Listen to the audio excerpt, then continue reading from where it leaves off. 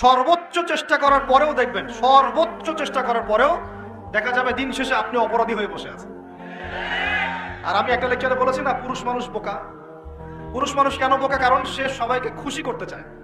সে চায় মা সুখে থাক, বোন সুখে থাক, স্ত্রী সুখে থাক, যদি আরো স্ত্রী থাকে ও সুখে থাক, সন্তানরা সুখে থাক, সবাই ভালো থাক। এবং তাদের ভালোর জন্য তারা কত কষ্ট করে, দিন রাত ডিউটি করে, অফিসে যায় আসে, জ্যাম ফেস করে, মানসিক প্রেশার নেয়, শারীরিক প্রেশার নেয়, তাই না? অথচ এই কষ্ট কিন্তু মহিলারা বোঝে না। বোঝে? সবাই বোঝে না। আছে অনেক ভালো স্ত্রী আছে, কিন্তু সবাই কিন্তু বোঝে না। মনে করে যে পুরুষ মানুষ মনে হয় ভোগবাদী, খালি মেয়েদেরকে ভোগ করতে চায়। অথচ অথচ সবাইকে সুখে রাখার এই চেষ্টায় একজন পুরুষ দিন শেষে নিজেই সুখী হয় না। যুবকদের দিকে আমি বলবো, ফোকাস করব। এই যুব সমাজের হাতে এই দেশ এবং উম্মার ভবিষ্যৎ নির্ভর করছে। এই যুবকদের হাতেই এই জাতি এবং এই দেশ এবং এই উম্মার ভবিষ্যৎ নির্ভর করছে। অথচ তোমরা কি করছো? অথচ তোমরা বেনামাজি পড়ে আছো। অথচ তোমরা যাকাত দিচ্ছ না, রমজানের রোজা রাখছো না, তোমরা ওযু গোসলের মাসআলা বলতে পারছো না, তোমরা ঈমান আকীদা ঠিক করছো না, নবীর 40 হাদিস মুখস্থ করছো না, কোরআন পড়া শিখছো না। যুবকদের হাতে এই দেশ এবং জাতির ভবিষ্যৎ। সেই যুবকরা পড়ে আছে এখন মাদকের নেশায়। এই যুবকদের একটা বড় অংশ মেয়েদের পিছনে তার জীবন নষ্ট করে দিচ্ছে। এই যুবকদের একটা বড় অংশ এখন পর্নোগ্রাফিতে আসক্ত হয়ে বসে আছে। এটা কিন্তু কেউ অ্যাভয়েড করতে পারবে না। আমরা যারা অনলাইনে ঢুকি, অনলাইনে যারাই ঢুকেছি তাদের চোখে এরকম নগ্নতা পড়েছে। কি দাড়িওয়ালা, কি টুপিওয়ালা, কি আলেমা, কি জানেন, সবার একই অবস্থা। অনলাইনে যে ঢুকেছে তার চোখে নগ্নতা পড়েছেই পড়েছে। আর এটা স্কিপ করার তো বুদ্ধি নাই, চালাতে হচ্ছে আপনাকে। কোনো কোনো সময় হোয়াটসঅ্যাপ চেক করতে হচ্ছে, ফেসবুক অ্যাকাউন্ট প্রয়োজন হচ্ছে, কারণ আপনি খবর রাখতে চাচ্ছেন। ইউটিউবিং করতে হচ্ছে, ইউটিউব দেখতে হচ্ছে। একটা ভালো কিছু দেখবেন, সেখানেও অ্যাড চলে আসছে। অতএব এখানে কি করবো? ফাত্তাকুল্লাহ মাস্তাতাতুম, সাধ্যমতো আল্লাহকে ভয় করতে হবে, চরিত্র পবিত্র রাখতে হবে, হালাল উপার্জনের সোর্স তৈরি করা মাত্রই বিয়ে করে ফেলতে হবে। বিয়ে ছাড়া চরিত্র হেফাজতের অন্য কোনো পদ্ধতি নাই। এই চিরকুমার সঙ্গটঙ্গ যোগ দিয়ে লাভ নাই। আর যতই হারাম প্রেম করেন না কেন, এই প্রেমগুলো আপনাকে মনে শান্তি দিবে না। এগুলো আপনাকে অস্থির করে রাখবে। কেন? কারণ এটা হারাম। এটা হারাম। বিয়ে বৈধ একটা পথ মাত্র, এটা হালাল একটা পথ মাত্র। এখানে আরো বড় বিষয়টা হচ্ছে দায়িত্ববোধ। দায়িত্ব, একটা মানুষের দায়িত্ব নেয়া, তার অভিভাবক হওয়া, তার সাথে জীবনের সুখ দুঃখ হাসি কান্নাকে ভাগাভাগি করে নেয়া, তার সাথে জীবনের উদ্দেশ্য ফিক্স করা, কষ্ট করে হলেও, সবর করে হলেও, সুখে দুঃখে পাশে থাকা। স্বপ্ন মানে পাশে থাকা। স্বপ্ন মানে কি? পাশে থাকা। তার দায়িত্ব নেয়া, রেসপন্সিবিলিটি নেয়া, তাকে খাওয়ানো, তার ভরণ পোষণ দেয়া। এখানে অনেক বিষয় জড়িত আছে। এই কারণে এটা পবিত্র সম্পর্ক, এটা মিসাকুন গালিযা, এটা কঠিন অঙ্গীকার আল্লাহর পক্ষ থেকে। এই কারণে দেখা যায় অনেক চড়াই উতরাই পার হলেও বৈবাহিক সম্পর্ক ঠিক থাকে না? কিন্তু যত দিন যাচ্ছে কি হচ্ছে? এই ভাঙনগুলো বাড়ছে। কেন বাড়ছে? বিকজ বিয়ের আগে প্রেম, বিয়ের আগে অমুকের সাথে প্রেম, অমুক জেনা, পর্নোগ্রাফিতে আসক্ত, পরকিয়া, ওই সিরিয়ালস, হ্যাঁ, বস্তুবাদিতায়, সব মিলিয়ে বিয়েগুলো ভেঙে যাচ্ছে। পরিবারগুলো নষ্ট হয়ে যাচ্ছে না? যদি আমি নিজে আপনাকে নসিহা করছি, যদি একজন স্ত্রী আপনার মনের মতো আল্লাহ পাক দিয়ে দেন এবং আপনার এই স্ত্রীকে নিয়ে থাকার মতো, খাওয়ার মতো বাসস্থান, অন্ন বস্ত্রের সংস্থান আছে, সচ্ছল আপনি মোটামুটি, এবং আপনি তাকে ভালোবাসেন আপনার মনের মতো, আপনি তাকে নিয়ে সারা দুনিয়ার জীবনটা কাটিয়ে দেন। অন্য কোনো দিকে দেখতে যাবেন। কিছু বিষয় কোরআন সুন্নাহ আছে ঠিকই, কিন্তু বাস্তবায়ন খুব কঠিন। ফ্যান্টাসিতে ভুগলে হবে না, ফ্যান্টাসিতে ভুগবেন না, এগুলো কঠিন। আর এখন যে অবস্থা পড়েছে, একজন স্ত্রীকে সন্তুষ্ট করাই তো কঠিন, আর মানুষ 4 জনকে সন্তুষ্ট করতে চাচ্ছে। এত সহজ না সবকিছু। এটা নিয়ে আমি আলাদা লেকচার দিব ইনশাআল্লাহ। আপনাদের কিছু বিষয় জানতে হবে, জানার দরকার আছে। আর ব্যালেন্স করা এত সহজ নয়। ব্যালেন্স করা এত সহজ নয়। সর্বোচ্চ চেষ্টা করার পরেও দেখবেন, সর্বোচ্চ চেষ্টা করার পরেও দেখা যাবে দিন শেষে আপনি অপরাধী হয়ে বসে আছেন। আর আমি একটা লেকচারে বলেছি না, পুরুষ মানুষ বোকা। পুরুষ মানুষ কেন বোকা? কারণ সে সবাইকে খুশি করতে চায়। সে চায় মা সুখে থাক, বোন সুখে থাক, স্ত্রী সুখে থাক, যদি আরো স্ত্রী থাকে ও সুখে থাক, সন্তানরা সুখে থাক, সবাই ভালো থাক। এবং তাদের ভালোর জন্য তারা কত কষ্ট করে, দিন রাত ডিউটি করে, অফিসে যায় আসে, জ্যাম ফেস করে, মানসিক প্রেশার নেয়, শারীরিক প্রেশার নেয়, তাই না? অথচ এই কষ্ট কিন্তু মহিলারা বোঝে না। বোঝে? সবাই বোঝে না। আছে অনেক ভালো স্ত্রী আছে, কিন্তু সবাই কিন্তু বোঝে না। মনে করে যে পুরুষ মানুষ মনে হয় ভোগবাদী, খালি মেয়েদেরকে ভোগ করতে চায়। অথচ অথচ সবাইকে সুখে রাখার এই চেষ্টায় একজন পুরুষ দিন শেষে নিজেই সুখী হয় না। বহু পুরুষ শেষ বয়সে গিয়ে একাকিত্বে ভোগে, একা হয়ে যায়। এই জন্য বলছি ফ্যান্টাসি বাদ দেন, ফ্যান্টাসি বাদ দিয়ে হালাল রিজিক হয়েছে, একটা নেককার পরহেজগার মেয়ে দেখে বিয়ে করে ফেলে, ব্যাস তাকে নিয়ে দুনিয়ার ছোট্ট জীবনটা কাটিয়ে দেন। আর জান্নাতে তো হুর পড়ে অপেক্ষা করছে ইনশাআল্লাহ। কি মনে করেন অপেক্ষা করছে না? সবচেয়ে শেষে যারা জান্নাতে যাবে, একদম লাস্টে, তাদের প্রত্যেককে আল্লাহ পাক কমপক্ষে 2 জন করে হুর দিবেন। আর যারা আল্লাহ রাব্বুল আলামিনের রাস্তায় শহীদ হয়ে গেছে, এখনো যাচ্ছে বা হয়েছে বা হবে, তারা কি 72 জন, কতজন? 72 জন হুর আল্লাহ রাব্বুল আলামিন দিবেন। ব্যাস ইস্যু তৈরি করে দিলাম, এখন নাস্তিকরা লেগে পড়বে এতগুলো মেয়ে কেন, কি ইত্যাদি ইত্যাদি। এসব বিষয়ের দিকে আমাদের দেখার দরকার নেই। আল্লাহ পাক আমাকে আপনাকে দিলে ওর কি কোনো সমস্যা? প্রিয় ভাইয়েরা, যুবকদের কথাই বলছিলাম, এখন এই যুবকদের হাতে দেশের ভবিষ্যৎ, উম্মার ভবিষ্যৎ। কিন্তু বাস্তবতা হচ্ছে আমরা বেশিরভাগ পর্নোগ্রাফিতে আসক্ত হয়ে গেছি, হারাম সম্পর্কে আসক্ত, হারাম রিজিকে আসক্ত, মাদকে আসক্ত। এখান থেকে বেরিয়ে আসতে হবে। বেরিয়ে আসার পদ্ধতি কি? এই যে আমার হাতে যে কিতাব দেখছেন, আল কোরআন, এই কোরআন আপনার সমস্ত হতাশা দূর করে দিবে ইনশাআল্লাহ। এই কোরআন আপনার সমস্ত কষ্ট দূর করে দিবে ইনশাআল্লাহ। মানুষ বেকারত্বের সমস্যায় ভোগে, পারিবারিক চাপে পড়ে, হ্যাঁ, বন্ধু বান্ধবদের পাল্লায় পড়ে, বা গার্লফ্রেন্ড চলে গেছে ছেড়ে, এইসব কারণে মাদকের কাছে যায় শান্তি পাওয়ার জন্য। কোরআনের কাছে আসো, শান্তি পাবে ইনশাআল্লাহ। 5 ওয়াক্ত নামাজে আসো, শান্তি পাবে ইনশাআল্লাহ। আমরা যুবক ভাইদেরকে রিকোয়েস্ট করবো, এই যে সামনে রমজান, এই রমজানে আল্লাহর ওয়াস্তে কোরআনটা পড়া শিখাবেন। এবং যারা পড়তে জানেন, কোরআন এবার এই মাসে খতম হবে ইনশাআল্লাহ। প্রত্যেক দিন কমপক্ষে 1 পারা করে, প্রত্যেক দিন 1 পারা পারা যাবে ইনশাআল্লাহ। মাত্র 1 ঘন্টা সময় লাগবে 1 পারা পড়তে, 1 পারা পড়তে 1 ঘন্টা লাগবে। আর যারা হাফেজ আছি, ইনশাআল্লাহ আমরা এই রমজান মাসে 30 পারা কোরআনের অর্থ পড়ে শেষ করে দেব ইনশাআল্লাহ। নিজেও নিয়াত করছি, আপনারা নিয়াত করেন। এই পুরো রমজানে আলিফ লাম মিম থেকে শুরু করে মিনাল জিন্নাতি ওয়ান নাস পর্যন্ত একবার হলেও অর্থ সহ পড়ে শেষ করব ইনশাআল্লাহ। পারা যাবে ইনশাআল্লাহ। আমরা দোয়া করি আল্লাহ পাক আমাদের সবাইকে রমজানে পৌঁছে দিন এবং আমাদেরকে রমজানে বরকত দান। মুসলিমদেরকে জাতিগতভাবে এখন ঐক্যবদ্ধ হতে হবে। আপোষে এই হিংসা, বিদ্বেষ, মারামারি, কাটাকাটি বন্ধ কর। আমরা সবাই মুসলিম, সবাই একটা জাতি। আমাদের মধ্যে ইখতিলাফ থাকতে পারে, কিন্তু আমরা মত পার্থক্য থাকলেও মতবিরোধে যাব না ইনশাআল্লাহ। আমরা যদি কোনো মুসলিম ভাই আমাকে গালিও দেয়, যদি কোনো মুসলিম ভাই আমাকে গালিও দেয়, আমাদের সাথে শত্রুতাও করে, তারপরেও আল্লাহর দুশমনদের সাথে মোকাবেলা করার জন্য আমরা একসাথে লড়ব ইনশাআল্লাহ। মুসলিমদের মধ্যে ঐক্য আনতে হবে। ঐক্য আনতে না পারি, বিভক্তি বাড়াবো না। ঐক্য আনতে পারছি না, বিভক্তি কমসে কম বাড়াবো না, এটা খেয়াল রাখতে হবে। এরপরে আমাদের মুসলিমদের প্রথম দরকার জ্ঞানের বিপ্লব। কিসের বিপ্লব? কোরআনের জ্ঞান, হাদিসের জ্ঞান, এই যে ইসলামের জ্ঞান, দ্বীনের জ্ঞান এবং দুনিয়াবি জ্ঞান, এই সমস্ত রকম জ্ঞানকে একত্রিত করে এমন শিক্ষা গ্রহণ করতে হবে যে ইনশাআল্লাহ আগামী দিনে যেন আমরা আগামী 10 থেকে 20 বছর পর এই কোরআন সুন্নাহর জ্ঞানকে দিয়ে বিশ্বকে চ্যালেঞ্জ করতে পারি। এমন প্রজন্ম তৈরি করতে হবে। আল্লাহ পাক তৌফিক দান করুন। এখন আমাদের সবাইকে আদর্শ পরিবার করতে হবে। নিজের পরিবারের মধ্যে কর্তা আমি আমার পরিবারে পর্দা কায়েম করব, কারো কিছু বলার আছে? আমি আমার পরিবারে নামাজ প্রতিষ্ঠা করব, কারো কিছু বলার আছে? আমি আমার পরিবারের মধ্যে দ্বীনের ইলম তালিম চালু করব, কারো কিছু বলার আছে? নিজের পরিবারে কর্তা আমরাই। অতএব পরিবারটা কমসে কম ইসলামিক করে গড়ে তোলেন। আল্লাহ পাক তৌফিক দান করুন। 4 নাম্বার, আমাদের সন্তান যারা আছে তাদের সবাইকে ইসলামিক শিক্ষা দেওয়ার চেষ্টা করতে হবে। যদি ইসলামিক শিক্ষা দিতে এই সমাজ ব্যর্থ হয়, তাহলে নতুন শিক্ষা প্রতিষ্ঠান গড়ে তুলে হলেও শিক্ষা দিতে হবে ইনশাআল্লাহ। আল্লাহ পাক তৌফিক দান করুন। আমাদের প্রত্যেক পরিবারের মা বোনদেরকে খাস পর্দায় রাখতে হবে এবং যুবক ভাইদের জন্য বিয়েটাকে সহজ করতে হবে এবং রিজিকের ব্যবস্থা বৃদ্ধি করতে হবে। আর সবাই একটা কি থটস নিয়ে চলেন, খালি চাকরি আর চাকরি, চাকরি আর চাকরি। রিজিকের একটা বড় অংশ আল্লাহ পাক রেখেছেন ব্যবসার মধ্যে। রিজিকের একটা বিশাল অংশ আল্লাহ রেখেছেন কোথায়? ব্যবসায়। উদ্যোক্তা হন, কৃষিভিত্তিক অর্থনীতি থেকে ফোকাস করেন। কৃষিভিত্তিক অর্থনীতি, আপনি প্রতিভা ঘটান, ইনোভেটিভ কিছু করেন, নতুনত্ব নিয়ে আসেন, আল্লাহর জমিনকে কাজে লাগান। একটা আয়াত বলি, সূরা আরাফের মধ্যে আল্লাহ বলেছেন, আল্লাহ পাক বলছেন, যদি এই জনপদের অধিবাসীরা আল্লাহর প্রতি ঈমানদার হতো, আল্লাহ পাক আসমান এবং জমিনের বরকতের সব দরজা খুলে দিতেন। এই জমিনে বরকত আছে, জমিন নিয়ে কাজ করেন, কৃষিভিত্তিক কাজ করেন, ব্যবসা করেন। শুধু একটা জিনিস মাথায় ঢুকিয়ে দেওয়া হয়েছে, ডক্টর ইঞ্জিনিয়ার, ডক্টর ইঞ্জিনিয়ার। কেন এগুলো? কেন সবাই সবকিছু হবে না, হালাল রিজিক সার্চ করতে হবে। আল্লাহ পাক সবাইকে তৌফিক এনায়েত করুন বলি আমি।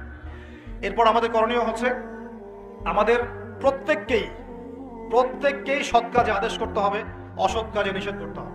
শুধুমাত্র দায়ী আলেম তারাই এই দাওয়াতি কাজ করবেন এমন নয়, সবাইকে দিনের দাওয়াতি কাজে জিম্মেদারি গ্রহণ করতে হবে।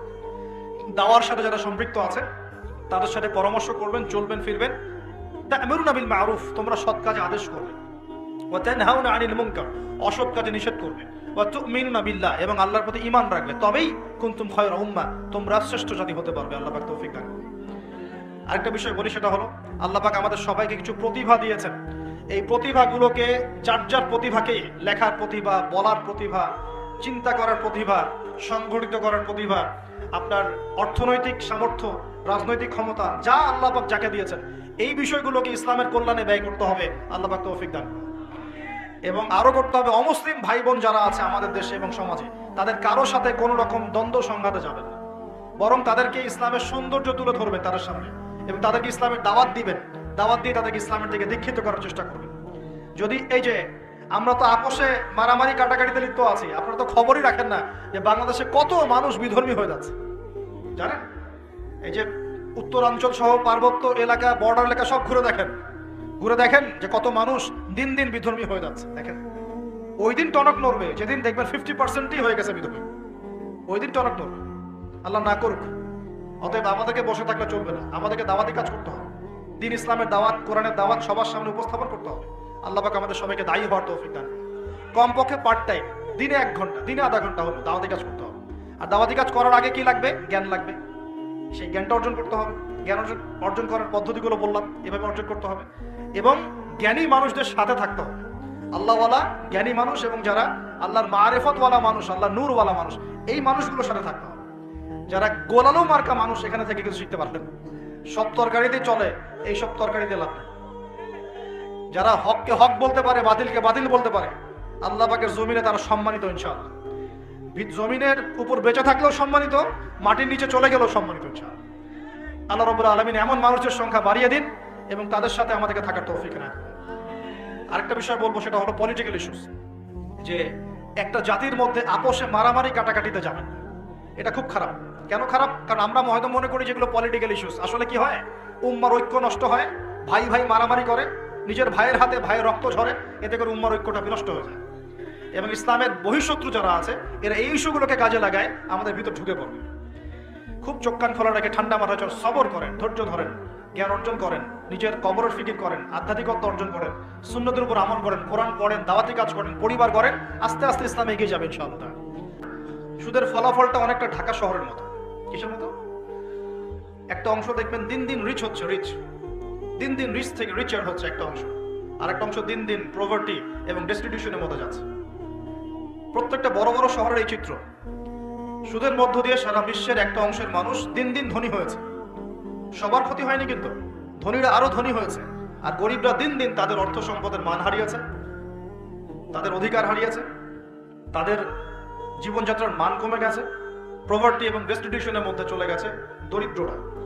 তারা এক কথায় বলতে পারি দাসত্বের শৃঙ্খলে আবদ্ধ হয়েছে, অর্থনৈতিক দাসত্বের শৃঙ্খলে আবদ্ধ হয়েছে। এটা ব্যক্তি থেকে শুরু করে সমাজ, কোনো কোনো ক্ষেত্রে রাষ্ট্র পর্যন্ত দাস হয়ে গেছে। আপনারা কি শ্রীলঙ্কার কথা জানেন?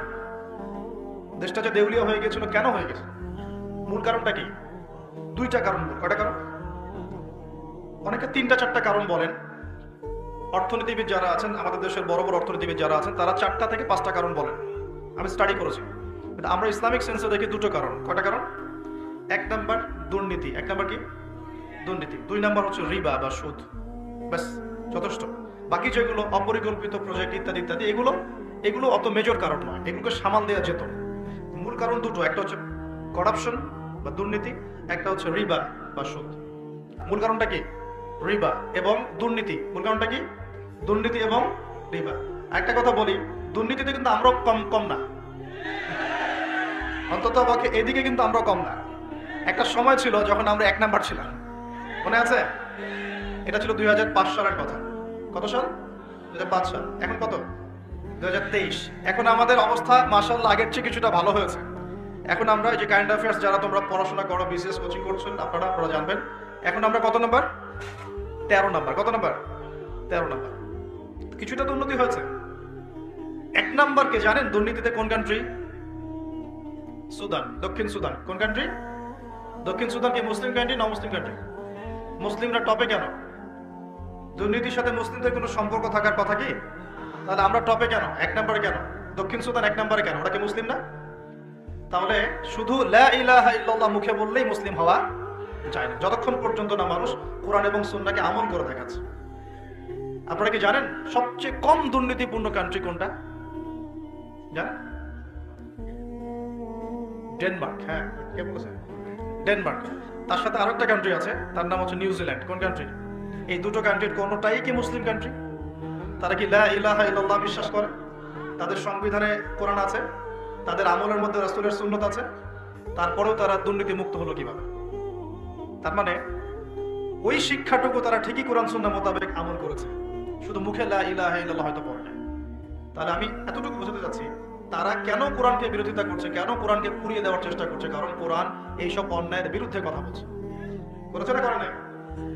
এজন্যই হয়তোবা শেষ জামানায় একটা হাদিস এসেছে যে 10টা বড় বড় আলামত আছে শেষ জামানার, তার মধ্যে একটা হচ্ছে বিশাল একটা ভূমিকম্প হবে, একটা পৃথিবীর পূর্ব দিকে, একটা হচ্ছে পশ্চিম দিকে, আর একটা হচ্ছে পৃথিবীর মাঝখানে। আল্লাহ রাব্বুল আলামিন হয়তো ওই শাস্তি আবার পুনরাবৃত্তি ঘটাবে। ওরা কেন কোরআনকে পুড়িয়ে দেয়? কোরআন এই সুদের বিরুদ্ধে কথা বলছে, কোরআন জেনার বিরুদ্ধে কথা বলছে, কোরআন এইসব করাপশনের এগেইনস্টে কথা বলছে, এবং কোরআন বলছে যাররা পরিমাণ জুলুম যদি কেউ কারো উপর করে তারও শাস্তি তাকে ভোগ করতে হবে। একজন মানুষ বা একটা জাতি যদি অন্য কোনো জাতির উপর সামান্য জুলুমও করে, সেই শাস্তি আল্লাহ পাক তাকে ভোগ করাবেন কি করাবেন না? এবং সারা বিশ্বের দিকে তাকিয়ে দেখেন যে সারা বিশ্বের প্রত্যেকটা সেক্টরে তাদের জুলুম চলছে কি চলছে না? চলছে কি না? এই কারণেই তারা কোরআনের বিরুদ্ধে এত ক্ষোভ। তো এই বিষয়টা কি সারা বিশ্বে এখন হাইলাইটেড ইস্যু না? সারা বিশ্বে এই বিষয়টা নিয়ে খুব কথাবার্তা হচ্ছে না? এটাকে আমরা বলি ব্লাসফেমি, অর্থাৎ ধর্ম এবং ধর্মগ্রন্থকে অবমাননা করা। কিন্তু চিন্তা করবেন না, আল্লাহ রাব্বুল আলামিন নিজে এই কোরআন হেফাজতের দায়িত্ব নিয়েছেন। আল্লাহ পাক সূরা হিজরে বলেছেন, ইন্না নাহনু নাযালনা যিকরা ওয়া ইন্না লাহু লাহাফিজুন। নিশ্চয়ই আমি এই কোরআন নাযিল করেছি, এই কোরআন হেফাজত করার দায়িত্ব কার? আল্লাহ। এখানে আমি আপনাকে আরেকটা পয়েন্ট দেখিয়ে সামনের দিকে যাব। এবার ওই দিক থেকে চেহারাটাকে আমাদের দিকে ফিরিয়ে নিয়ে আসে, মুসলিমদের দিকে তাকান। মুসলিমদের মধ্যে কত পার্সেন্ট মানুষ এখন 5 ওয়াক্ত নামাজ পড়ে? কত পার্সেন্ট মানুষ বিশুদ্ধ করে কোরআন তেলাওয়াত করতে জানে? মুসলিম পরিবারগুলোর মধ্যে কত পার্সেন্ট পরিবারে ইসলামিক পর্দা চালু আছে? মুসলিমদের মধ্যে কত পার্সেন্ট মানুষ হালাল খাওয়ার চেষ্টা করে, হারাম থেকে বেঁচে থাকার চেষ্টা করে? মুসলিমদের মধ্যে কত পার্সেন্ট যুবক এখন জেনা থেকে বেঁচে থাকতে পেরেছো? মুসলিমদের মধ্যে কত পার্সেন্ট যুবক 5 ওয়াক্ত নামাজ পড়, ইসলামের বেসিক জ্ঞানগুলো জানো, কোরআন তেলাওয়াত করা, হাদিস পড়তে শেখা, হাদিসের চর্চা করা, কোরআনের তাফসীর পড়া, অনুবাদ পড়া? মুসলিমরা এই বেসিক কাজগুলো কত পার্সেন্ট মানুষ করছে? এদিকে আমাদেরকে বেশি ফোকাস করতে হবে। একটা অমুসলিম সমাজ কোরআনের উপর আক্রমণ করছে, পুড়িয়ে ফেলছে, এটা বেশি কষ্টদায়ক নাকি একটা মুসলিম পরিবারে জন্মগ্রহণ করেও এই বিগত 30-40 বছরে কোরআন পড়তে না শেখাটা বেশি লজ্জার? কোনটা? এবার বলেন, একটু চেহারাটা আমাদের দিকে ফেরা নেবে, আয়নার সামনে দাঁড়াই। অমুসলিম, সে কোরআন সম্পর্কে কিছু জানে না এবং কোরআন তাদের চলমান জাহেলিয়াতের বিরুদ্ধে কথা বলছে, রাগে কোরআন পুড়িয়ে দিয়েছে। বুঝলাম কাজটা খুবই খারাপ, জঘন্য কাজ এবং নিন্দনীয়, ব্লাসফেমি। এটা সারা বিশ্বে একটা মানবতা বিরোধী অপরাধ। এই কাজটা অপরাধ কিনা? আচ্ছা, এখন মুসলিমদের দিকে তাকিয়ে দেখুন। আমি এখন মুসলিম পরিবারে জন্ম নিয়েছি, 20-30-40 বছর আমি কাটিয়ে দিলাম মুসলিম পরিবারে। জন্ম নেওয়ার পরেও, মুসলিম পরিবেশে থাকার পরেও, কোরআন সুন্নাহর বয়ান শোনার পরেও, জুমার নামাজ পড়ার পরেও, ঈদের নামাজ পড়ার পরেও, রমজানের রোজা রাখার পরেও, আলেম ওলামাদেরকে পেয়েও আমি যে কোরআন তেলাওয়াত করতে জানি না, এখন আমাকে কি করা উচিত? উত্তর দেন। এখন আমার কি করা উচিত? কে বড় অপরাধ করেছে? কে বড় অপরাধ করেছে? আমি মুসলিম পরিবারে জন্মগ্রহণ করেও কোরআন পড়তে জানি না, আমি কি বেশি বড় অপরাধী? নাকি যে ব্যক্তি কখনো কোরআন চেনেই না, জানেই না, যে কোরআনকে অবমাননা করছে, কে বড় অপরাধী? আল্লাহ রাব্বুল আলামিন সূরা ফুরকানের মধ্যে বলেছেন যে আল্লাহর রাসূল সাল্লাল্লাহু আলাইহি ওয়াসাল্লাম আমার উম্মত, মানে আমাদের উম্মতে মুহাম্মাদের বিরুদ্ধে আল্লাহর কাছে অভিযোগ পেশ করবেন। কার বিরুদ্ধে? এই যে উম্মতে মুহাম্মাদের বিরুদ্ধে আমাদের নবী মুহাম্মদ সাল্লাল্লাহু আলাইহি ওয়াসাল্লাম একটা অভিযোগ পেশ করবেন। আল্লাহ পাক তাকে বলবেন, হে মুহাম্মদ সাল্লাল্লাহু আলাইহি ওয়াসাল্লাম, তোমার উম্মতের কি হয়েছিল, কেন বিভ্রান্ত হলো? নবী সাল্লাল্লাহু আলাইহি ওয়াসাল্লাম তখন বলবেন যে ইন্না কওমি ইত্তাখাযু হাযাল কুরআনা মাহজুরা। পড়ে দেখেন সূরা ফুরকানে আমাদের নবীজি বলবেন, হে আল্লাহ, আমার উম্মত এই কোরআনকে যা তুমি আমার প্রতি নাজিল করেছো, এই কোরআনকে অবজ্ঞা করে পরিত্যাগ করেছিল, এই কারণে তারা আজকে পথভ্রষ্ট হয়েছে। এবং নবী সাল্লাল্লাহু আলাইহি ওয়াসাল্লাম আল্লাহর কাছে আক্ষেপ করবেন, অভিযোগ পেশ করবেন যে আমার উম্মতকে আমি কোরআন দিয়ে এসেছিলাম, কিন্তু তারা সেই কোরআন চর্চা করে নাই, পড়ে নাই, কোরআনের হক আদায় করে নাই, এই কারণে তারা আজকে পথভ্রষ্ট হয়েছে। তাহলে আমাদের নবীজি আমাদের বিরুদ্ধে আল্লাহর কাছে ক্ষোভ ছাড়বেন না? তো প্রথম যে শিক্ষাটা আজকে নেওয়া উচিত সেটা হলো, বিশ্বে যা যা ঘটছে এই সব বিষয়গুলোর সাথে আমাদের শেষ জামানা সম্পৃক্ত, এবং প্রত্যেকটা বিষয়ের গভীরে যাওয়ার জ্ঞান আমাদের অর্জন করা উচিত এবং দৃষ্টিভঙ্গি প্রশস্ত করা উচিত। খেদির আলাইহিস সালামের মতো অন্তর্দৃষ্টি অর্জন করা উচিত। পাশাপাশি কোরআন কেন্দ্রিক জীবনটা করা উচিত। আমরা কিন্তু নিয়াত করতে পারি যে আগামী রমজান আসার আগেই আমরা সবাই পবিত্র কোরআন তেলাওয়াত করা শিখবো ইনশাআল্লাহ। ইনশাআল্লাহ। শুধু তাই না, এর দ্বিতীয় যে কথাটা বললাম, এর সাথে আপনি নামাজে কি পড়ছেন এটার সম্পূর্ণ অর্থও শিখবেন ইনশাআল্লাহ। পাশাপাশি দৈনন্দিন যে দোয়া কালামগুলো, এগুলোর অর্থ শিখবেন ইনশাআল্লাহ।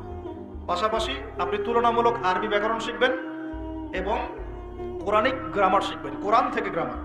যেমন একটা এক্সাম্পল দিই আপনাকে, সামনে যাই। সূরা ফাতিহা সবার মুখস্থ আছে না? সূরা ফাতিহার মধ্যে মোটামুটি ভাবে দেখা যায় 15-20টা কিন্তু শব্দ আছে, ঠিক আছে?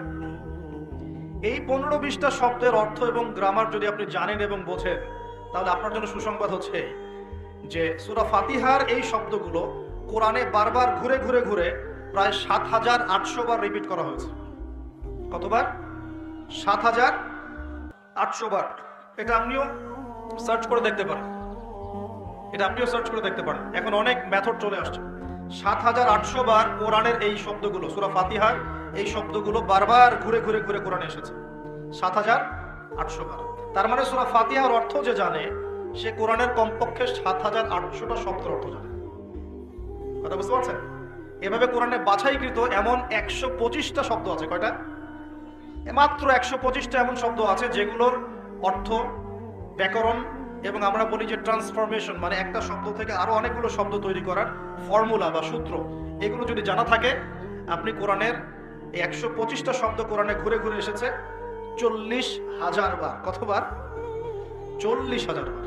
বিশ্বাস করতে কষ্ট হচ্ছে, জানি এই কথাগুলো হয়তো নতুন মনে হতে পারে, কিন্তু এটা এখন রিসার্চ, এখন নতুন নতুন অনেক মেথড চলে আসে। ৪০,০০০ বার, ৪০,০০০ বার এই শব্দগুলো রিপিট করা হয়েছে। আর কোরআনে মোট শব্দ কত? মোট শব্দ হচ্ছে ৭৮,০০০। কত হাজার? 78,000 বা ৭৭,৮০০টা। এক্স্যাক্টলি হচ্ছে ৭৭,৮০০টা। অ্যাপ্রক্সিমেটলি বললে 78,000, ৭৮,০০০। এগুলোকে আবার আপনি 3 ভাগে ভাগ করে ফেলতে পারবেন। একগুলো হবে নাউন্স, যেগুলো আমরা নাউন বলি, যা দ্বারা কোনো নাম বোঝায়, যেটা আমরা বিশেষ্য পদ বলি, যেমন আল্লাহ একটা নাউন, ইব্রাহিম একটা নাউন, ইসম, আরবিতে আমরা বলি কি? ইসম। জিবরিল, মিকাল, ইসমাইল, ইসহাক, ঠিক আছে, মুহাম্মদ, এগুলো সব নাউন্স। এরকম একগুলো শব্দ পাবেন। এগুলো কি বোঝার কিছু আছে না মুখস্থ? এগুলো তো আপনি সহজেই অর্থকালী মুখস্থ করতে পারবেন। দ্বিতীয় ক্যাটাগরিতে আছে ফি'ল বা ক্রিয়া, যেটা আমরা বলি ভার্বস, যা দ্বারা কোনো কাজ করা বা হওয়া বোঝায়, যেটাকে আমরা বাংলাতে 3 ভাগে ভাগ করি, প্রেজেন্ট, বর্তমান, অতীত আর ভবিষ্যৎ। আবার ইংরেজিতে প্রেজেন্ট, পাস্ট, ফিউচারে ভাগ করি, কিন্তু আরবিতে মাত্র 2 ভাগে ভাগ করা হয়। কয় ভাগে? 2 ভাগে। একটা হচ্ছে ফি'ল মাযি মানে অতীতকালীন ক্রিয়া, আরেকটা হচ্ছে ফি'ল মুদারি মানে বর্তমান প্লাস ভবিষ্যৎকালীন ক্রিয়া। এটা ট্রান্সফরমেশন, মানে একটা শব্দ থেকে আপনি এখানে প্রায় প্রচুর শব্দ তৈরি করতে পারবেন। একটা ওয়ার্ড থেকে আপনি আস্তে আস্তে আস্তে আস্তে দেখবেন অনেকগুলো ওয়ার্ড তৈরি করতে পারবেন। এই ট্রান্সফরমেশনটা যদি শিখতে পারেন, আপনি কোরআনের একটা বড় অংশ শিখে ফেলবেন, কারণ কোরআনে অনেক শব্দ এই ক্রিয়াপদে আসছে। এই যে না'বুদু, নাস্তাঈন, যে আমরা পড়ছি না, লা আ'বুদু মা তা'বুদুন, এগুলো সবই ফেল।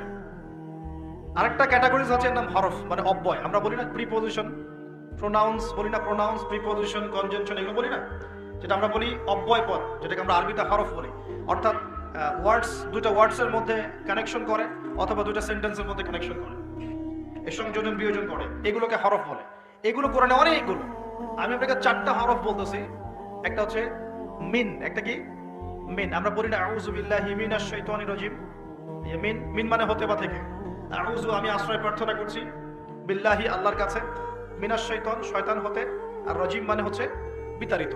এই যে মিন মানে কি হতে, ঠিক আছে? এই মিন শব্দটা কোরআনে ঘুরে ঘুরে পাবেন আপনি প্রায় 3 থেকে 4,000 বার, 3 থেকে 4,000 বার। এরকমই আমরা পড়ি না যে আন, ফি, আলা, ইলা, হাত্তা, লা, লি, এই যে ছোট ছোট কিছু আপনি হরফ পান না কোরআন পড়তে গিয়ে, এই অল্প কিছু হরফ বারবার ঘুরে ঘুরে কোরআনে কয়বার আসে জানেন? 6 থেকে 7,000 বার। 6 থেকে 7,000 বার। মানে আপনাকে শুধু গ্রামারের ফাংশনটা শিখতে হবে, কিভাবে এই গ্রামার দিয়ে শব্দ তৈরি করতে হয় এবং কিভাবে অর্থ উঠাতে হয়। এর পাশাপাশি আপনি অনুবাদের সহযোগিতা নেবেন, পরে গিয়ে তাফসির আগে যাবেন, অনুবাদের সহযোগিতা নেবেন। 1 মাসে তো বেশি কিছু দেওয়া যাবে না বললাম আমি, কিন্তু আপনাকে আমি একটা ধারণা তৈরি করে দিতে পারবো যে হ্যাঁ কোরআন সহজে শেখা যায়, পসিবল। এবং এই সিলসিলা ধরে রাখতে পারলে 1 থেকে 2 বছর লাগবে ইনশাআল্লাহ। 1 থেকে 2 বছর আপনার লাগবে এই ব্যাকরণগুলো হজম করতে। এবং ইনশাআল্লাহ তখন আপনি নামাজ পড়তে যখন দাঁড়াবেন, ইনশাআল্লাহ বিশ্বাস করেন, আল্লাহর কসম করে বলছি, নামাজে আল্লাহু আকবার থেকে আসসালামু আলাইকুম ওয়া রাহমাতুল্লাহ পর্যন্ত আপনি যা পড়বেন তার অর্থ আপনি বুঝতে পারবেন ইনশাআল্লাহ, নিজেই বুঝতে পারবেন নামাজে কি পড়ছেন। এই জিনিসগুলোর অভাব আছে বলেই, এগুলোর ঘাটতি আছে বলেই আমরা ইবাদত করি কিন্তু ইবাদতের স্বাদ পাই না। ইবাদত করি ঠিকই, ইবাদতটা মজা পাই না, ফিল করতে পারি না। এবং নামাজ পড়ি মনোযোগ থাকছে না, নামাজে দাঁড়াই কি পড়ছি বুঝতে পারছি না। তাই আমার মনোযোগটা কেমন? তারাবির নামাজে দাঁড়ালাম, তারাবি তো আমরা মাশাআল্লাহ কোন কোন মসজিদে, সব জায়গায় না, কোন কোন জায়গায় 3G 4Gও পড়া হয়। হ্যাঁ আচ্ছা, তবে এটা একটু স্লো পড়া উচিত। এখানে ধৈর্য আমাদেরও কম, আমাদেরও দোষ আছে। ইমাম সাহেব যখন লম্বা করে তেলাওয়াত করে তখন আমরা আবার বলি এত সময় নেই হাতে, তাড়াতাড়ি শেষ করেন, বলি না? কোন কোন জায়গায় ইমাম সাহেবদেরকে মসজিদ কমিটিতে মনে হয় যে চাকরের মতো বিহেভ করে, এমন বলে না? অথচ ইমাম সাহেব হচ্ছেন মসজিদের নেতা, সমাজের কি? সমাজের নেতা। তো তাকে তার জায়গায় সম্মান দিতে হবে, আল্লাহ পাক তৌফিক দান। তো আমরাই কিন্তু দোষী, আমরা ফোর্স করি তাড়াতাড়ি শেষ করেন, হাতে সময় কম, মার্কেটে যাওয়া লাগবে, ওয়াইফ অপেক্ষা করতেছে, ঈদের শপিং করতে হবে, তাই না? রমজান নিয়ে আমি একটু পরে একটু কথা বলবো, কিছু কথা আছে রমজান নিয়ে, খুব গুরুত্বপূর্ণ কথা, খুবই গুরুত্বপূর্ণ। আমার মনে হয় যে এই কথাগুলো এই সিজনে হয়তো আপনারা অন্য কোনো লেকচার বা মাহফিলে শোনেন নাই। রমজান নিয়ে কিছু কথা আছে। আগে এই জায়গায় বলি যে তারাবিতে আমরা অনেক কিছু পড়ি, কিন্তু তারাবি নামাজটার শেষে আপনি যে আব্দুর রহমানের দিকে ডাকেন, থেকে জিজ্ঞাসা করেন যে ভাই আব্দুল্লাহ, আপনি তারাবি নামাজ পড়লেন, কত রাকাত পড়ছেন? যে 20 রাকাতই পড়ছি মাশাআল্লাহ। Okay fine. আচ্ছা, রাকাত সংখ্যা ঝগড়া নিয়ে আমি কথা বলতে যাচ্ছি, ঠিক আছে? এটা আমার সাবজেক্ট না, আমি এগুলো নিয়ে কথা বলি না, এটা মুফতি সাহেবরা বুঝবেন, ইমাম সাহেব মুস্তাহিদ যারা তারা বুঝবেন। তো কি পড়লেন ভাই? তারাবি নামাজ পড়লাম, কত রাকাত? পুরা 20 রাকাত পড়ছি।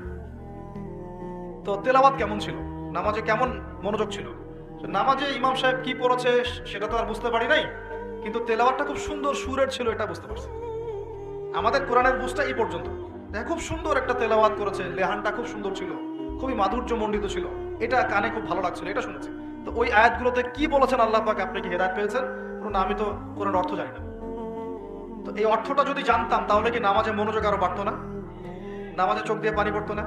একটু মক্কা মদিনার দিকে তাকিয়ে দেখবেন তারাবির সময়, এমনিতে নামাজে যখন নামাজ পড়ে ইমাম সাহেব টুকরে কেঁদে ওঠেন না? কেন করেন? কারণ তারা কোরআন তেলাওয়াত করে অর্থটাকে অ্যাবজর্ব করতে পারেন, অটোমেটিক্যালি আপনি নামাজটাকে, কোরআনকে ফিল করতে পারেন। তাহলে আমরা যে 30 বছর নামাজ পড়লাম, একটা দিনও তো চোখ দিয়ে পানি বেরোলো। আমরা যে 40 বছর নামাজ পড়লাম, খালি উঠলাম বসলাম, একটা দিনও তো সেজদায় আল্লাহকে পেলাম না, ফিল হলো না যে হ্যাঁ আল্লাহ আমার হয়ে গেছে, আমি আল্লাহকে পেয়েছি।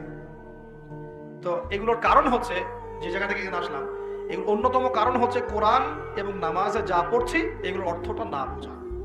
তো অর্থটা বোঝার প্রয়োজন নাই।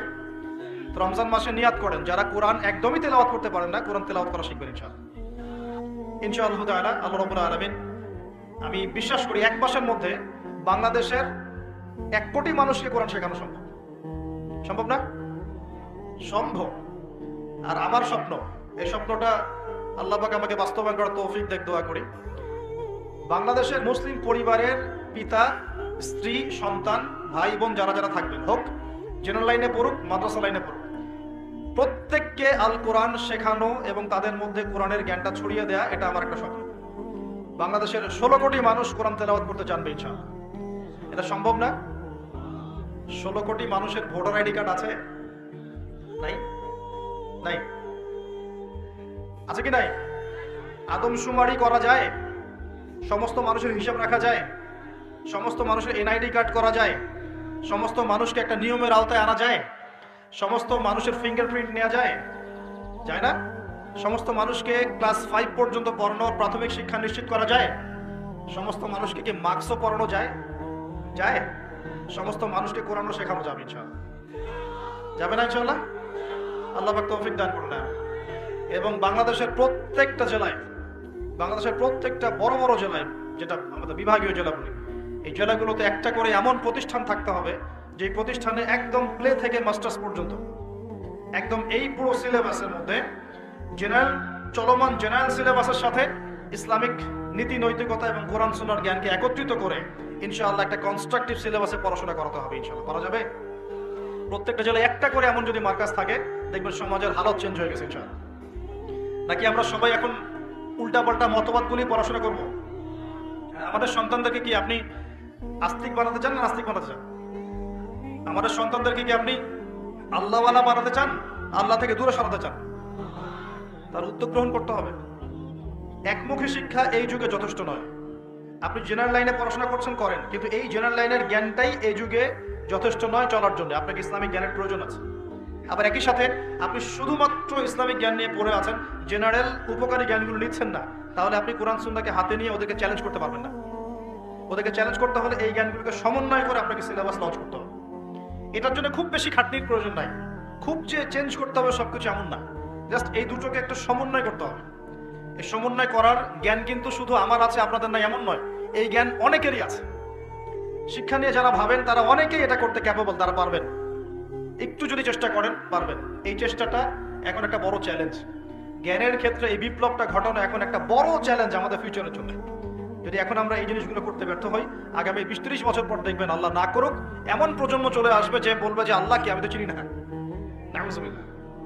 আমরা কি এটা চাই? আর শুধু আমরা যারা মাদ্রাসা মসজিদের সাথে সম্পৃক্ত, আমরাই কি ইসলাম নিয়ে চলবো, না এই জেনারেল ভাইরাও চলবে? জেনারেল লাইনের ভাইরা, ব্যবসায়ী, চাকরিজীবী, প্রশাসন, এরা কি সংখ্যায় কম না সংখ্যায় বেশি? তাদের মধ্যে ইসলাম ঢোকাতে হবে না? আল্লাহ পাক তৌফিক এনায়েত করুন। রমজানে কোরআন শিক্ষা চলবে ইনশাআল্লাহ, এবং প্রত্যেক জেলায় জেলায় একটা করে আদর্শ দ্বীনি প্রতিষ্ঠান গড়ে উঠবে ইনশাআল্লাহ তাআলা। এবং বড় বড় জেলাগুলোতে চেষ্টা করা হবে জেনারেল ভাইদের জন্য মাদ্রাসা গড়ে তোলা। এটা মাদ্রাসা ফর জেনারেল স্টুডেন্টস।